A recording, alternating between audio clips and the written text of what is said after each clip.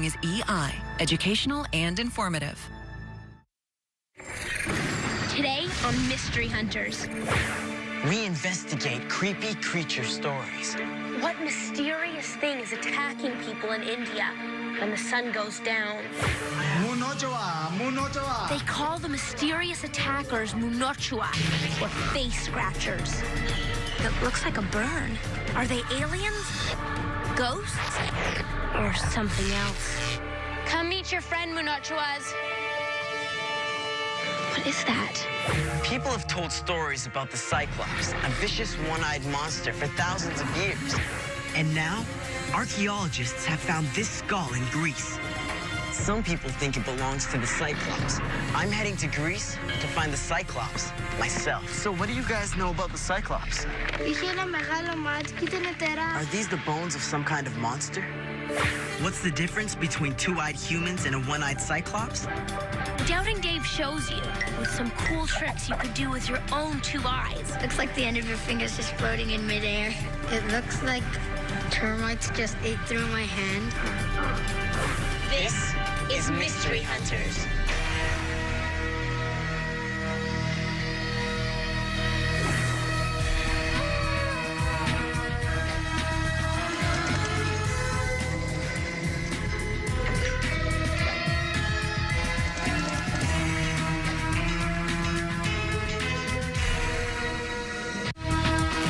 We'll be right back with more Mystery Hunters. Could strange lights be attacking the inhabitants of a small Indian village? I'm headed to Kamazi, a small village in the north of India. In the summer of 2002, the people living there were under attack at night by an unknown flying object.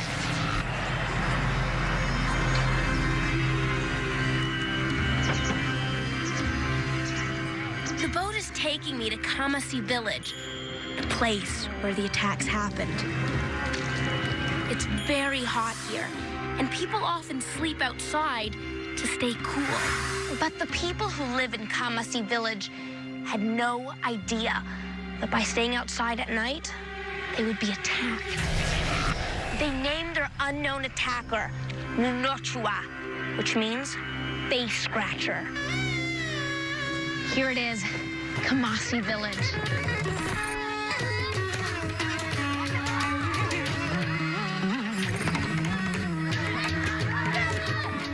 You don't have to look far to find people who remember the attacks.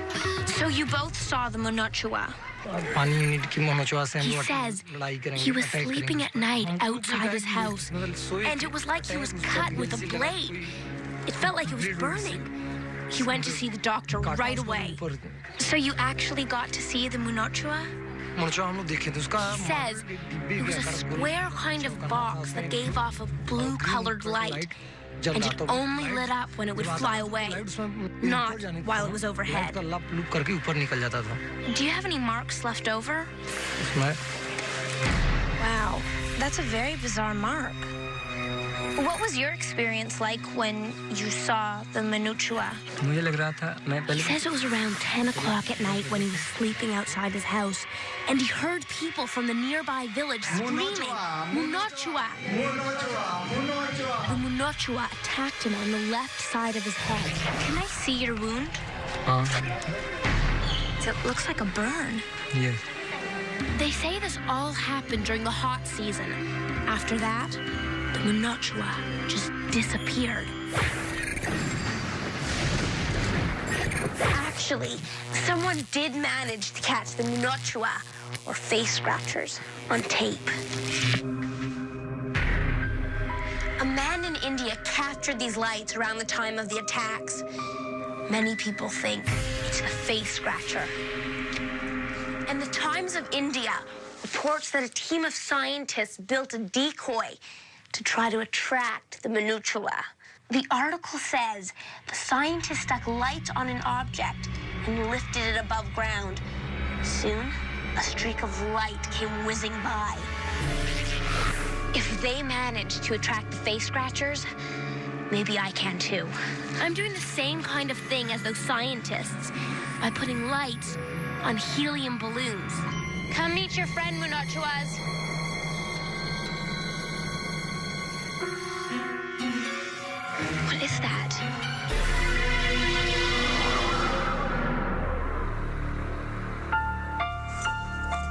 Could this be proof of a Cyclops? Archaeologists discovered this skull in Greece. It looks like there's only one eye socket. Some people think it belongs to the Cyclops, a giant monster with only one eye. I'm going to the Greek islands to search for the giant one-eyed creature. The Greek poet Homer wrote about the Cyclops more than 2,000 years ago. In Homer's story, Odysseus, the hero, and his men are lost at sea. They see an island and find shelter in a cave. But the Cyclops traps them there and starts devouring them, one by one. Luckily for most of Odysseus' men, the story has a happy ending. They manage to escape after Odysseus blinds a Cyclops with a burning spear. Some people around here say that Homer's story is true, that the Cyclops lived on one of these islands. Could the Cyclops exist after all? These kids have been hearing about the Cyclops for their whole lives.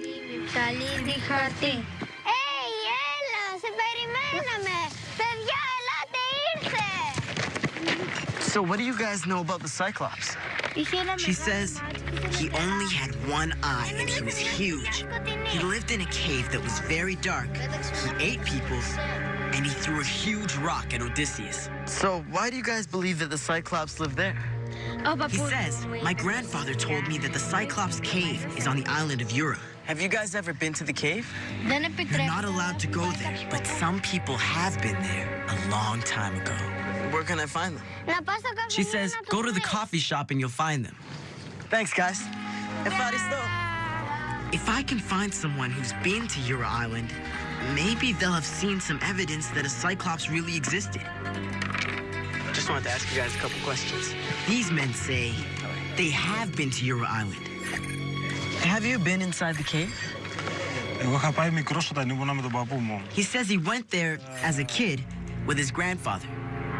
At the time, it gave him a strange, creepy feeling because he had heard that people found huge bones on a nearby island.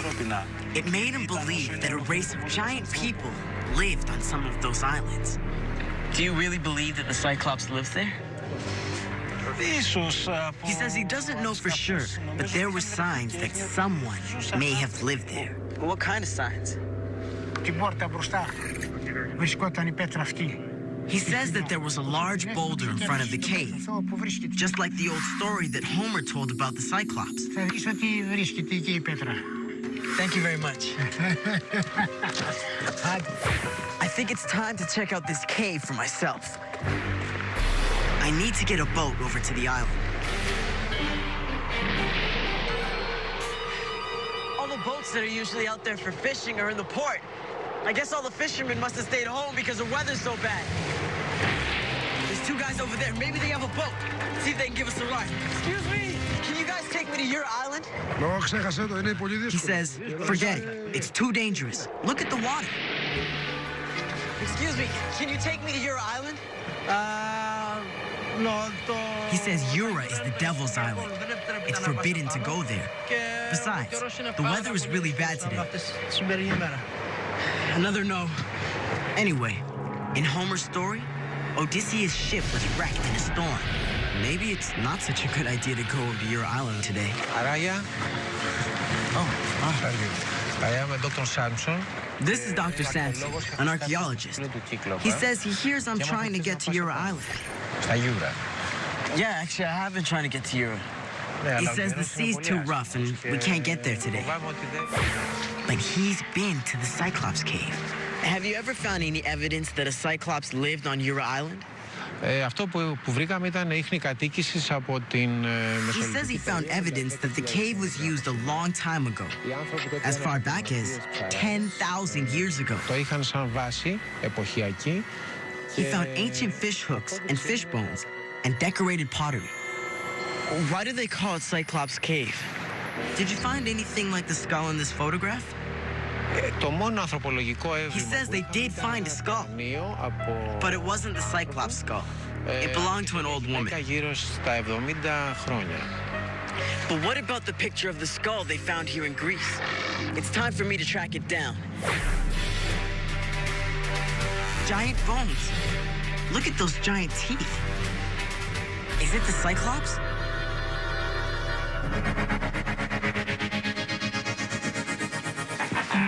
The only thing scarier than a man-eating beast with one eye is a man-eating beast with no eyes. Jordan Anderson knows exactly what I'm talking about. Ow. Take a look on the Mystery Illustrator. Dear Doubting Dave, I saw a movie where a cute little baby plant grows up into a giant man-eating monster plant. I know this is just a movie, but are there really plants that eat people? Well, Jordan, as far as we know, there are no plants that eat people, so cough them up. But there are plants that eat bugs and animals, like the Venus flytrap and the Nepenthes. Both attract bugs with a sweet-smelling nectar. But they don't chew their food the way we do. Fetch. They release chemicals that slowly dissolve their meal so they can digest it. And they don't only eat bugs. Animals as big as rats have been found digesting in the juices of the Nepenthes plant. But even the Nepenthes is nowhere near large enough to eat a person. So where did the idea of a man-eating plant come from? Some scientists think it started because of a plant called the corpse flower. The corpse flower can grow up to 9 feet high, and it smells like a mix of rotting flesh and poo. So, when explorers first came across one, they might have thought the smell was coming from somebody who died inside the plant.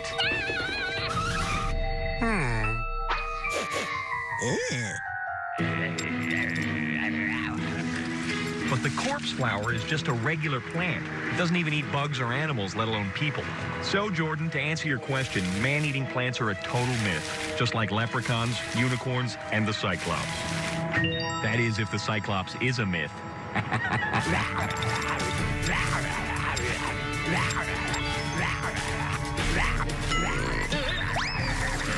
boy!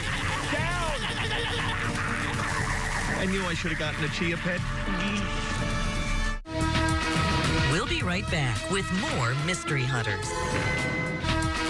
We now return to Mystery Hunters. What are the mysterious flying lights that have scratched and burnt people in northern India? To find out, I'm going to try to track them. I filled some balloons with helium, and I'm going to be sticking some lights on them. To make the Minuchua, I think these are one of their kind.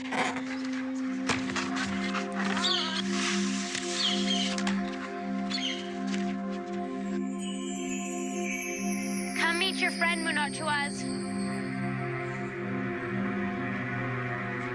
What is that?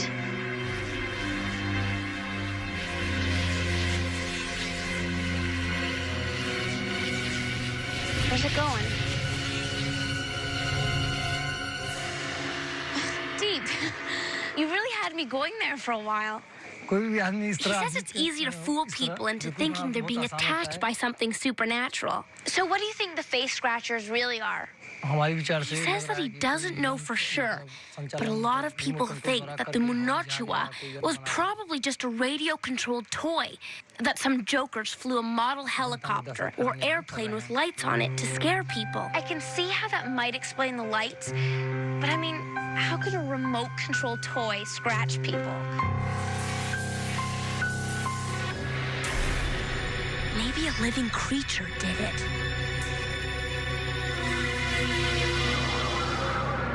They found this skull in Greece. Could it be the skull of a Cyclops? A giant one-eyed creature? Hi, Doctor. How are you? Hi, Araya. Could these giant bones at the university be Cyclops bones?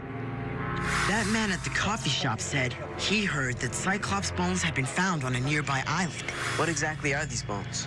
These bones are mainly teeth, as you can see, like this one, very big. Also, we have found the tusk of the animal. These bones are huge. Are these the bones of some kind of monster? Well, not exactly a monster. He says these bones are from a very big and strong animal. It looks like a giant elephant. Not actually an elephant. It was the relative of an elephant, but a lot bigger, that lived a very long time ago. Can you tell me about this? Could this belong to a monster? Is it the skull of a Cyclops? Not actually. This belongs to a prehistoric elephant. He says it's not a Cyclops skull. It's from an elephant like the one he has here. So that hole in the middle is not really an eye socket. It's where the elephant's trunk was attached. Maybe when the ancient Greeks found the bones of this prehistoric elephant, they thought it looked like the skull of a one-eyed creature and created the story of the Cyclops to try to explain it. Probably it was reasonable to think that this belonged to a big monster with one eye at the middle of the skull. Even though it was really a kind of elephant.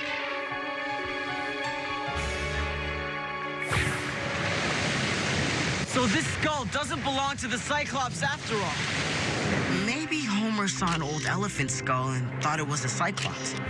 Or maybe he just invented his story of a one-eyed creature. Either way, I think it's safe to say a Cyclops never really existed.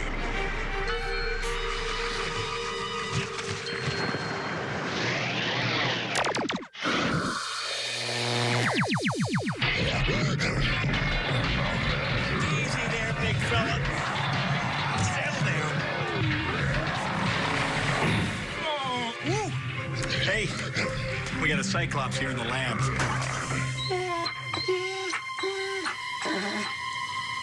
He's a little clumsy because he only has one eye in the middle of his head. But it takes two eyes to judge distance.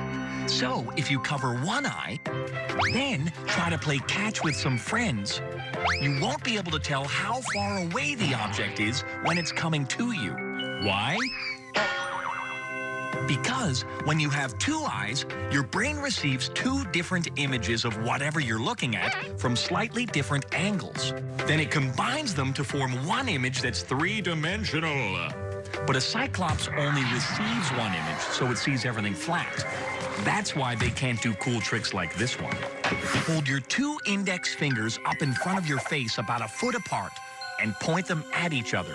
Focus your eyes on something in the distance. Then slowly move your fingers towards each other.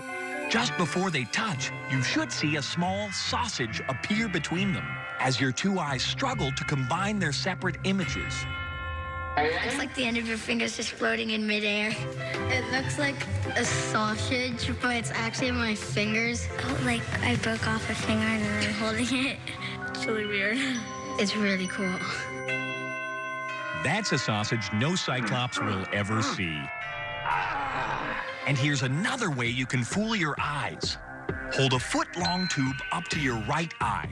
Then hold your left hand in front of your face, palm towards you, with the side of your hand touching the tube. Now, slide your hand along the tube towards your face, and you'll see a hole appear in the middle of your hand. It's like a yellow tunnel going through my hand. It looks like termites just ate through my hand. It's really cool. And there you have it, two great tricks you can do that a Cyclops can't. Well, that is, if the Cyclops even exists. We'll be right back with more Mystery Hunters. We now return to Mystery Hunters. What are these flying things that have been attacking people in northern India? A man in India captured these lights around the time of the attacks. The villagers call the things Munochua, which means face scratchers. Hi, Dr. Omkar. Hi, Christina. I have something to show you. See what happened to those people? Yeah. Could some kind of unusual bug do that? Perhaps. Come with me, I can show to you. Dr. Omkar studies insects. It is a dune cricket. Wow, that is a huge insect. Does the dune cricket glow in the dark? Yes, once light is thrown on them, it is reflected from their eyes. Is this bug dangerous? No, it is not dangerous, but it can cause minor scratches because Dr. Omkar believes that the dune cricket may be responsible for the scratches on people. He says their legs are sharp like thorns, and their feet have sharp claws on them. Deputy Tripathi is a policeman. He was on duty in Kamasi at the time of the attacks. Hi, Mr. Tripathi. Oh, hi. Did anyone report seeing a bug like this during the face scratcher scare? Yeah, the people said that the face scratchers were bugs. So you think the face scratcher were bugs? Yeah, and when the rains came, bugs disappeared. He says the bugs disappeared when the rains came. It was hot and dry when the attacks happened. Do dune bugs like hot weather? They occur in dark and dry places. That's interesting, because the Munochua attacks stopped when the rainy season started.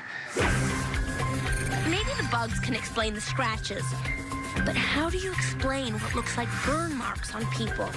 Could something else besides an insect be responsible for the attacks? Here at the High Voltage Laboratory, they do experiments with electricity. I show Dr. Sinha the marks on people's skin. Christina, what are you looking for? It is coming from the sky. You mean like a UFO? I mean lightning. But people say the Munochua was shaped like a ball.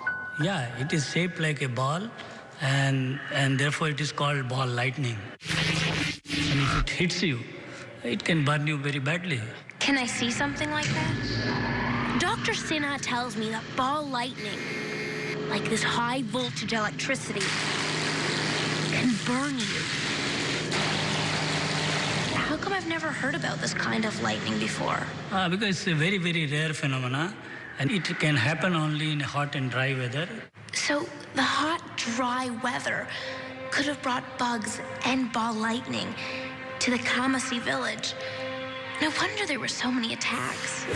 It looks like the Munochua isn't supernatural after all. The burns and the scratch marks on the people here probably come from big bugs or ball lightning. So there's nothing to fear in Kamasi village, or at least not now in the cold, dry season, because ball lightning occurs when it's hot and dry. And the biggest bugs to fear at this time of year are mosquitoes.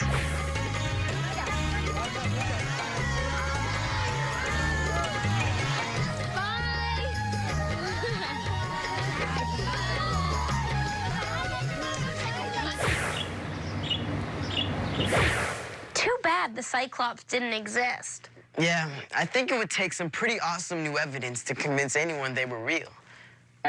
That's right, like, say, a giant monocle.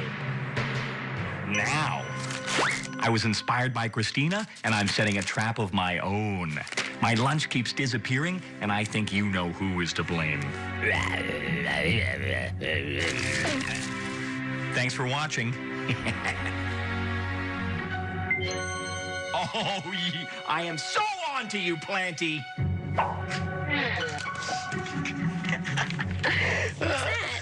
I've been swiping Doubting Dave's lunches from his office when he's not looking, and he keeps blaming it on his plant. Clever.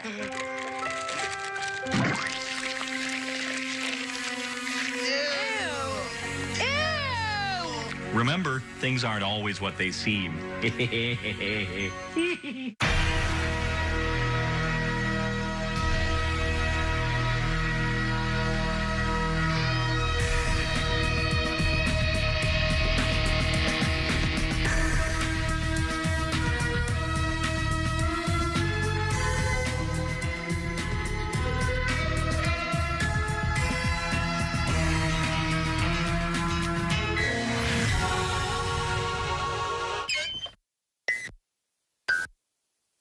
This